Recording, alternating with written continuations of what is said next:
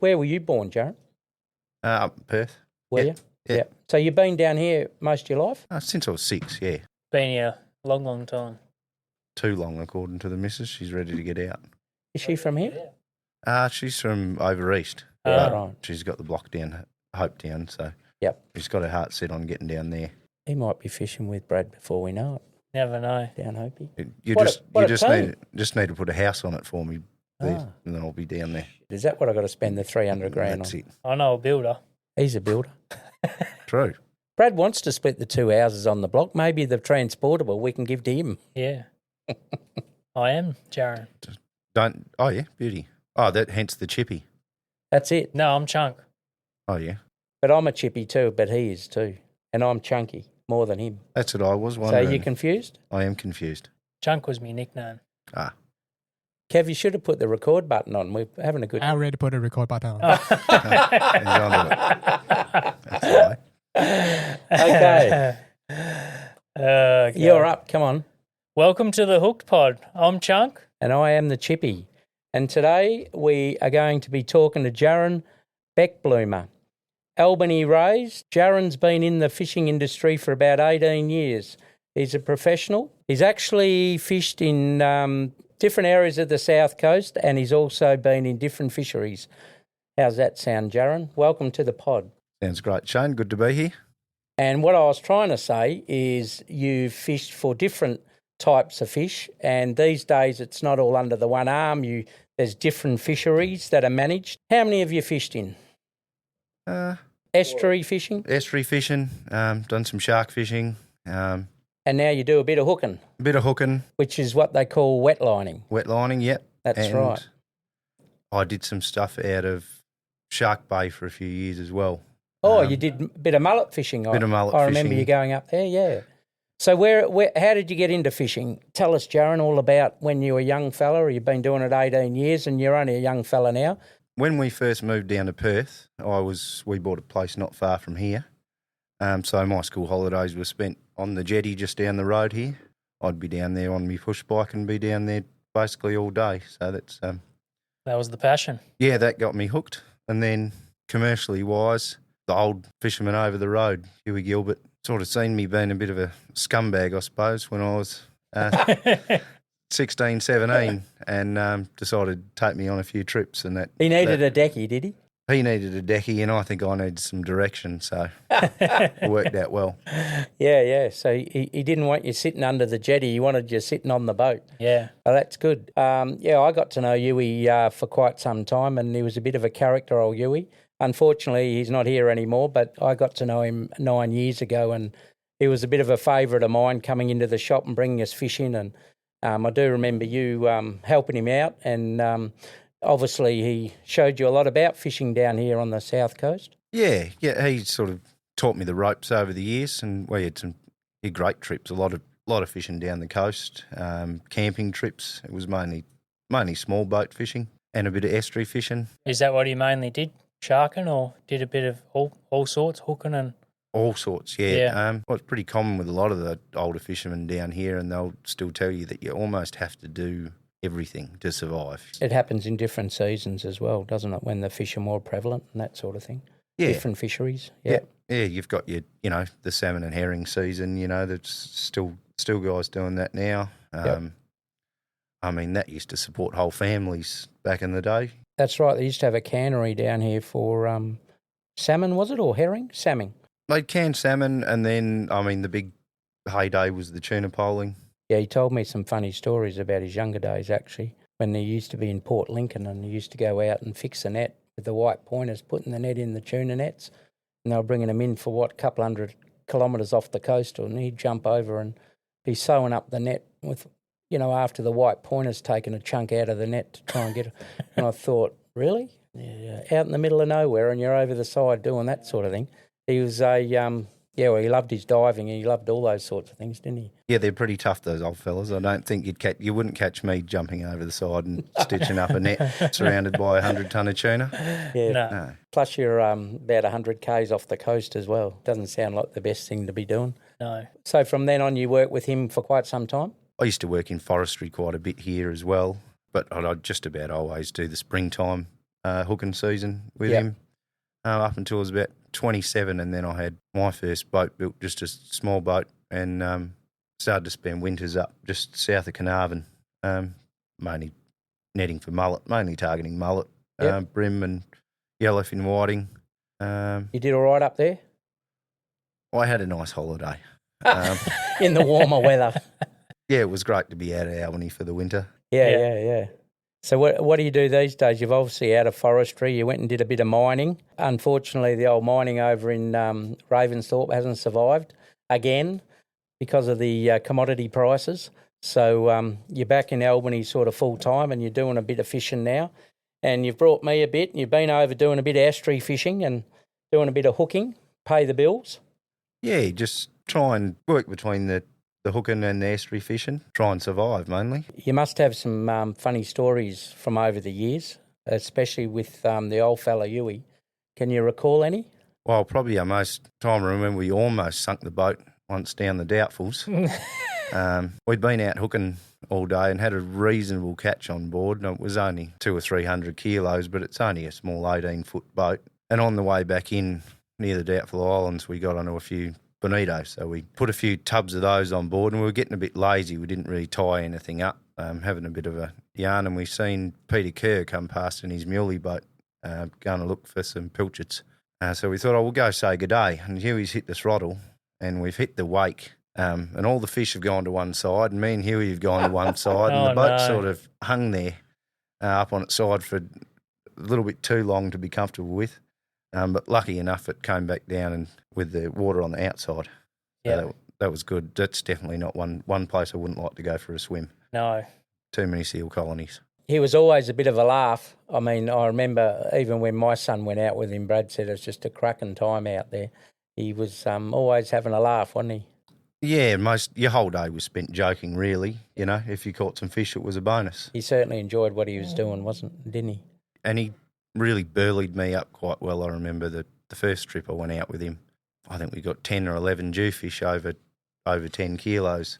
Wow. As well as nanny guy and bits and pieces. And as a 16, 17-year-old, I think I ended up earning $1,000 for the day, which that was sort of the end of me. I had the chronic gambling syndrome after that. So he would have had a happy day. And how do you go with the netting over in the estuary? The guys in Perth have been getting cobbler and whiting and flatties for many, many years up there for the fish shops up there. Is there still quite a bit coming out of Wilson Inlet and the other inlets down here? Yeah, they're looking nice and healthy. Obviously, a lot of the systems are rainfall dependent. As long as they stay topped up, well, they seem to keep producing. Yeah. And you head over to Esperance every now and then and do a bit of fishing over there as well? Yeah, I'd mainly do my brim fishing in the winter time. Might be a bit interesting this year because we haven't had great rainfall and we didn't have a hell of a lot last year, did we? No. We had a bit of rain the other day. Yeah, well, That might have topped some things up. It did top a few things up, yeah. Fortunately, I wasn't here. A couple 100 mils in one evening. Yeah. So it probably has filled dams up, filled the creeks up. What's your sort of average catch out of the estuaries? It's hard to say. Summertime, you might earn a few $100s a day if you're lucky. Yeah. Depends. Sometimes you're rolling your swag out on the side of a swamp and getting eaten by mosquitoes for that. So it's You probably want to earn a bit more than that then if Yeah. that's going to happen to you. Yeah. It's got to be rewarding like any job. If the reward's not there, you're not going to do it. From all the people that I've talked to and the people who brought me fish, it is hard work. And, you see so many guys rock up and you can see the sun's been on them for many years. And, like you say, a lot of them do have swags and go swagging and then go fishing and then get home late at night and start all over the next day. And you have to travel to get your fish, don't you? There's a lot to it, a lot of logistics too. Things can muck you around with a truck or something like that. With that mine you mentioned shutting down in Ravensthorpe the other day, I thought, you beauty, I'll put my fish on a truck from Ravensthorpe. But with the mine shut down, there's no truck there anymore. So I had to race back to Albany to catch a truck here. There you go. Plans can come unstuck very quickly. Lucky I had enough time to make it home instead of going the opposite direction. Yeah, that's good. What it's like going out on a boat in the Southern Ocean and not a very big boat, probably 5.5 metres or something like that, when you're inshore fishing. What's it like a day out there? I get up relatively early, probably 4 o'clock would be pretty standard. My small boat, you tend to cop a flogging most days, unless it's a really nice day. So We don't have hundreds of those days a year, do we? Not down here. well, that's why I haven't dropped too many fish in India, because we haven't had too many nice days. No, that's right. You're sort of probably dropping in the water, 5 o'clock or something like that? Hope to be, yeah. As quick as you can once you get out there, and then you got to move all the time, and you've obviously got spots, but do you find like that you have to find new ground a lot of the time, or you're always looking for it, I suppose? You're always looking for it, and it's funny how much there isn't new ground too. You can spend a lot of time travelling around out there and not find something. Electronics are a big thing these days. You can spend a lot of money on electronics and pick up new areas a bit easier. But just with a small boat, you can't just keep spending money and into things. Yeah, unless you're catching more fish. Yes. We try and make sure that there's fish for the future, but if you're in the industry, it's got to pay its way, and so you have to go and find the fish. If they're not where you think they are, you've got to go somewhere else, don't you? And that could be a lot of travelling for you. Yeah, a lot of time in the car. You do spend it, almost, especially with the estuary fishing. A lot of your fuel spent in diesel in the ute more than in the outboard. And that's just the way of things too. I think you've got to be out. I fish out the way because you've got to be out of sight, out of mind these days. In your 18 years of fishing, do you think it's gotten is there less fish around, or has it gotten harder? Is there more cost? You've been only a young fella, and even though you've been fishing for 18 years, there's probably been quite a lot of change in 18 years. There's a lot of cost now. Yeah. Between the fuel and freight. And has the price of the fish that you sell it for gone up? In some aspects it has. You guys have always been pretty fair.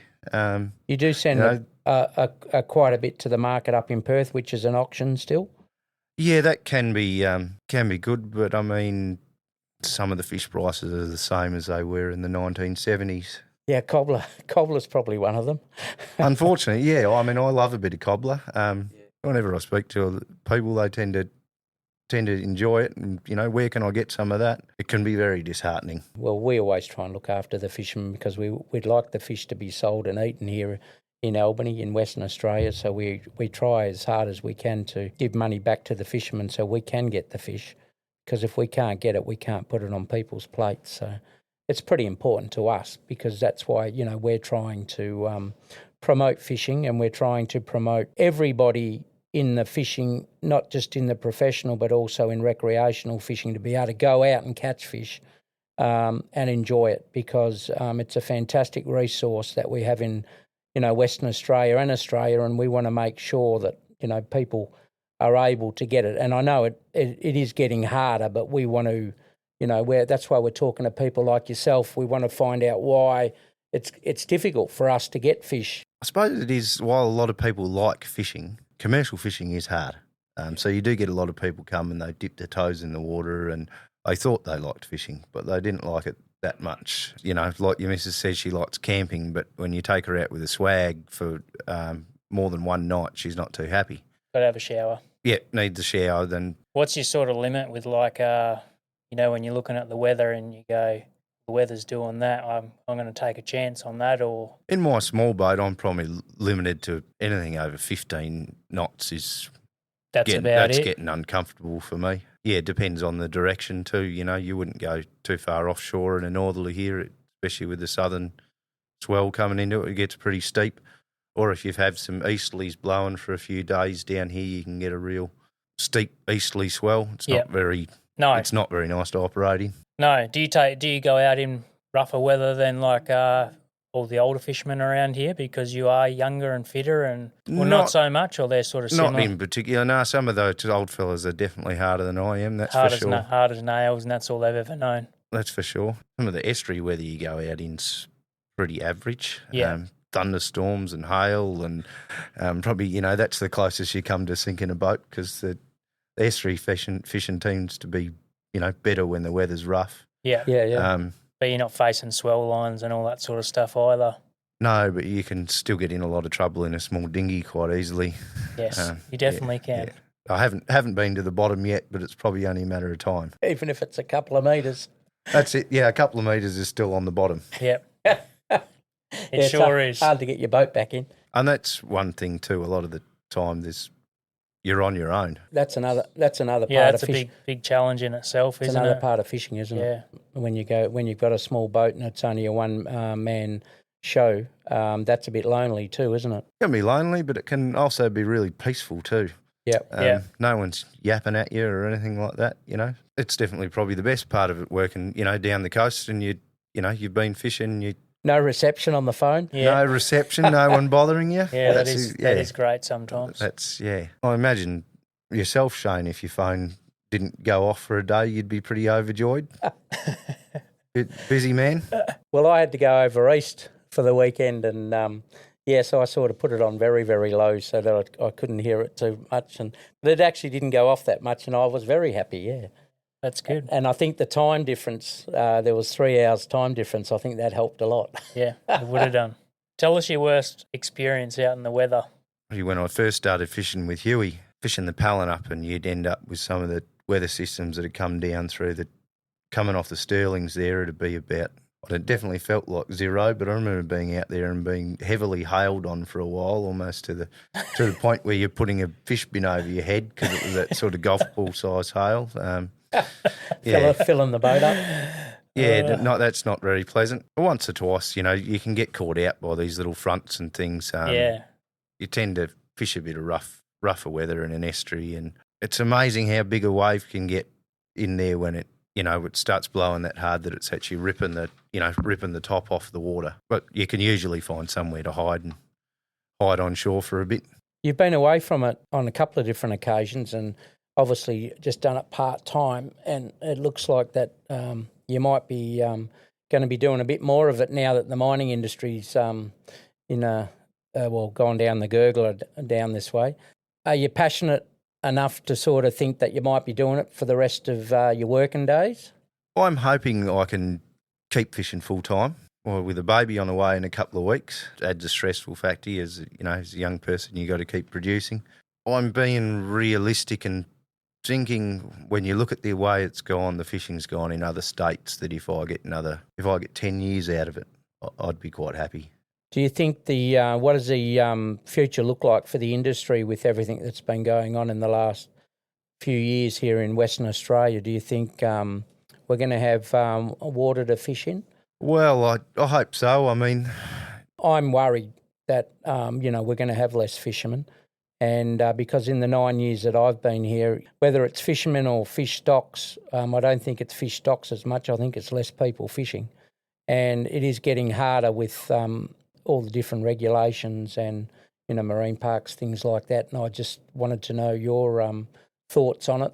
Well, I mean, we've got these new marine parks coming in. At the end of the day, that's, if there's water taken out, it's going to push people into other areas to fish. People that can't fish down east now are going to move up west. Do you think the smaller boats will be sort of phased out because they're talking about a lot of the restrictions are going to be on, out to 5Ks or whatever.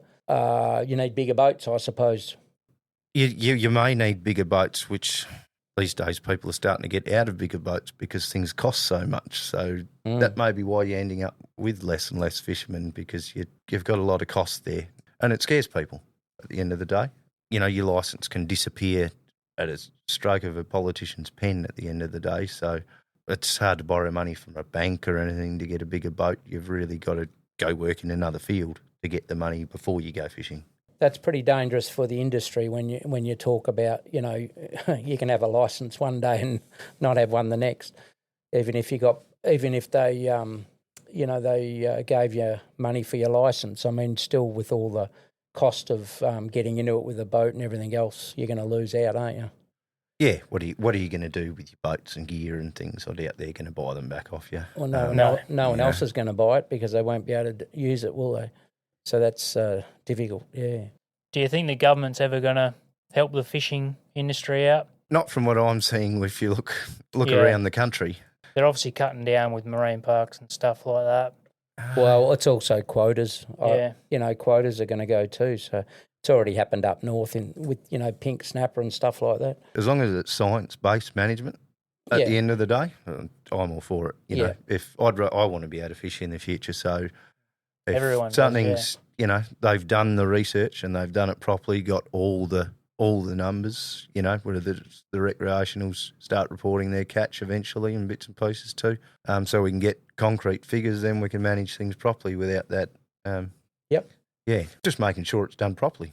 Yep, we need to put the right people in the right areas. So we had a guy text us the other day who's actually a wreck guy. He said, "Good on you guys, fantastic. I'm building myself a boat and I know other people." He's a wreck guy trying to promote the fishing, and that's what all we're trying to do. But you've got to find out the issues to be able to promote it anyway. So there is a bit of doom in trying to make things better, because you've got to find out what might be wrong to actually get it to get improve. It fixed in the You got to first find place. out the negatives like anything, and then improve on them to turn them into positives. And if you look at all the people in Esperance, there's 1,000 people in Esperance protesting when all this come out. There must be a reason for it. Well, I don't think I've ever seen 1,000 people protest down here about Fishing. anything. That's about right. Anything, any legislative change. So it's obviously going to be a problem. You want to go to Duke of Orleans and put a tinny in with your 5-year-old son, but you're not allowed to fish out the front. At the end of the day, that's when it ends up. How can that be right? Politics doing the management, not and your Not people the in people the city crunching the numbers. voting. What's that dad and that kid in that dinghy going to catch? He's only going out for a few heron or a couple of bloody skippy. He's not going out to massacre the Jewy population or something, is he? No, and I don't. I mean, they call it. Somebody tried to say it was going to be the Ningaloo of the south coast. Where do all the people from the goldfields go holidaying? They go down to Esperance so they can go camping and go and fishing and a bit of four-wheel driving. And if you're going to cut out the fishing along the beach, who's going to go down there? Well, that was always going to be the last hurrah for me. I always thought, Albany gets bigger and things get sort of squeezed out. There was always the bite. You could move down the bite, so having that taken out, rid of that last hurrah, basically. Yeah, that's right. Yeah, very. It's difficult, but we can only hope that the decisions they make are good decisions for everybody, not just for votes or something like that. Got anything else you'd like to say, mate? No, that's about it for the day. Also, I've always been a firm supporter of what you do here, Shane. I was always excited when you first started up. Me and Huey were dropping our fish in here. Nice to be able to, when someone asks you to fill at something, tell them just to go down there and get it instead of having to break the knife out myself. That's the big thing that, I love doing, and, I've been doing it for 20 years. I love buying fish off fishermen and being able to fill it here on the premises and be able to sell it to people, because I think that's, it's just an Australian thing, and, we're on an island. We should be able to catch fish. We should be able to put on a plate and eat it, and I hope we can do that. And we would love to see more people down here fishing, and hopefully they can in the future, and everyone who travels to Albany can get a good feed of fish. Before you go though, Jarren. Oh, yeah, we've got an important question. At the end of every episode, we ask your most unique food dish not everyone might get to experience in their lifetime. What do you recommend, mate? What do you recommend? I don't mind making a good fish pie sometimes. Fish pie? Probably use something like a harpooker, make a good stock. Can you bring me some harpooker in, mate? It's a bit far out for my little boat, unfortunately, Shane. Of course it is. Yeah, use a nice flavoursome fish like that, and make a nice heavy cream sauce and a few potatoes and bits and pieces. That on a cold winter's night, that's sensational. Beautiful. I've never heard of a fish pie. I try and fry harpooker when I get it, and it's not the perfect fish for frying, but I can imagine it'd be sensational in a fish pie. I'm going to have to try this. Yeah, we may have to get the recipe off you, mate. Use the heads. I'm sure you get plenty, and make the stock, and it almost sets like a jelly. It gets that thick. Yeah. Fantastic. It tastes beautiful. Thanks, Jarren. Thanks very much for coming on the pod and talking to us, and I hope everyone out there gets a bit of information about what it's like down here on the south coast to fish, and hopefully we can get some support for it and keep everyone fishing. Thanks very much. Thanks very much. Thanks.